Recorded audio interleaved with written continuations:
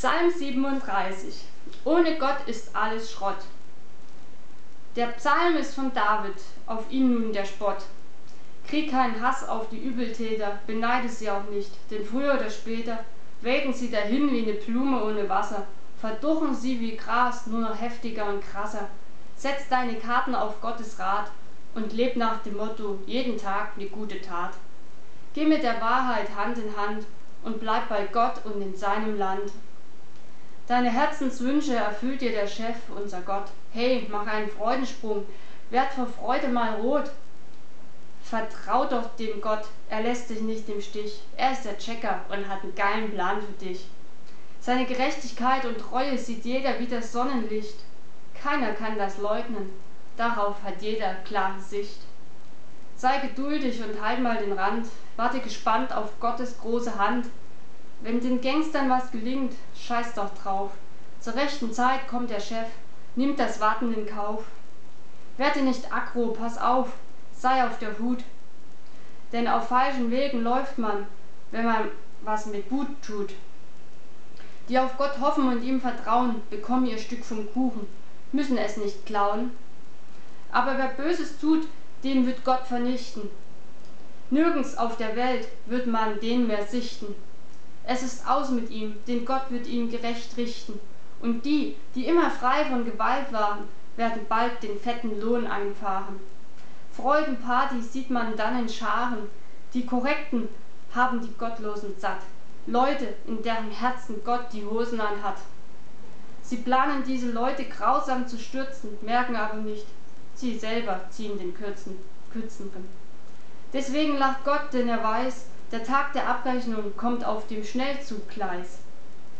Die Gangster laden ihre Waffen wie in Trance, wollen die Armen killen, lassen ihnen keine Chance. Die Leute, die mit Gott gehen, wollen sie töten. Doch wir werden bald sehen.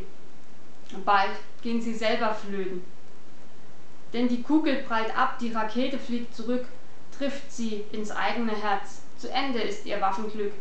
Weniger ist mehr, das Motto der Gerechten. Viel besser als der Überfluss, als all die unechten, angeblich lebenserfüllenden Sachen, die letztendlich nicht wirklich glücklich machen. Denn die Bösen wird Gott anfechten, Echten mit gewaltiger Kraft, nicht nur mit schwachen Mordgefechten. Nichts und niemand kann sie davor schützen. Aber die Gott treu sind, die wird er stützen. Der Chef kennt unser Leben, jede Stunde, jeden Tag. Das Gute steht uns zu durch seinen ewigen Vertrag. Wenn man überall nur Not sieht, hat man's gut, wenn man zu Gott flieht, denn er bewahrt uns in jeder Gefahr. Macht uns satt, sogar im Hungerjahr.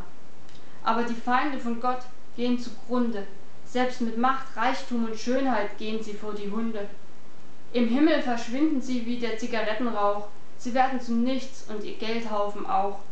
Manchmal borgen sie Geld, lassen aber das Payback weg. Doch der Korrekte kann geben, allein mit dem Endzweck freundlich zu sein und auf Gott zu hören. Denn die Leute von Gott wird in seinem Reich niemand stören.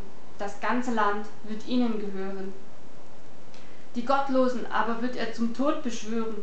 Wenn ein Mensch seinen Weg zielstrebig geht, hat er das vom Chef, der hat es in ihn gesät. Fällt er, so wird er nicht weggeweht, denn nah ist Gott, der immer bereit steht. Der Chef hält ihn an seiner Hand, stützt ihn in jeden Ausnahmezustand. Jetzt bin ich Rentner, war aber auch mal klein. Ich sah niemanden, der Gott liebte, der gezwungen wurde, ohne ihn zu sein. Der Gott liebt, wird von ihm nicht verlassen. Selbst die Kiddies haben Essen in Massen. Jederzeit werden die Leute wissen, Alter, wer Gott liebt, den braucht man echt nicht zu dissen.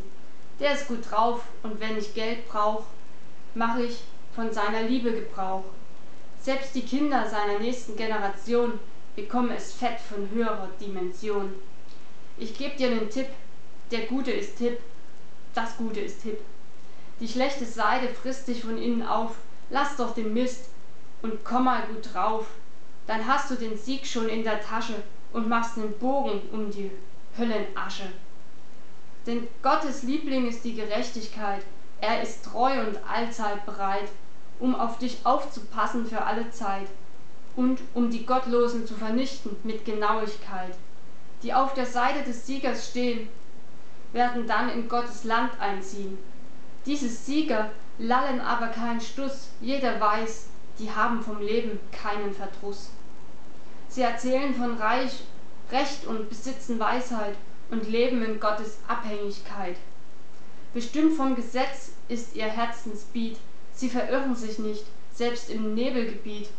Die Gangster aber lauern ihnen auf, an ihre Köpfe halten sie den Pistolenlauf.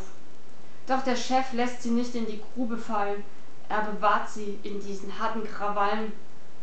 Wegen Gottes Schutz kann sie keiner verurteilen, für Zeugs, das nicht sie, sondern andere verpeilen. Vertrau auf Gott, bleib auf seinem Weg. Wenn du diesen Lauf läufst, hast du deinen Beleg. Du wirst von ihm in sein Reich geholt, die Gottlosen aber werden verkohlt. Da war mal ein Obergangster, ein Tyrann. In seinem Clan hatte der die Hosen an. Vor allen gefürchtet, er war aggro drauf, Vorstrafen im Register hatte er zuhauf. Trotzdem kletterte er die Karriereleiter rauf.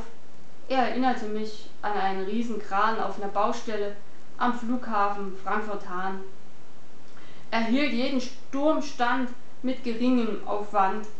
Doch nach einer Weile kam ich an seinem Viertel vorbei. Ohne Spur war er verschwunden, wie eine gelöschte Datei. Nirgends war er zu finden, zweifelsfrei. Auch wenn es anfangs so scheint, mit seiner Tour kommt man nicht weit.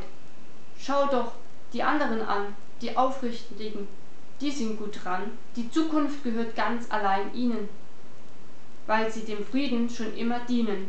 Doch Menschen, die Gott den Rücken kehren, wissen nicht, dass sie das Gute entbehren. Auf diese wartet schon der Untergang, sie stürzen sich direkt vom hohen Abhang. Leute, die nach Gottes Willen leben, wird er Schutz in schlechten Zeiten geben. Die Rettung der Korrekten kommt vom Himmel, er rettet sie von gottlosen Anklägergebimmel. In der Stunde der Not ist er bei ihnen geblieben, weil sie auf seine Karten setzen und ihn so sehr lieben.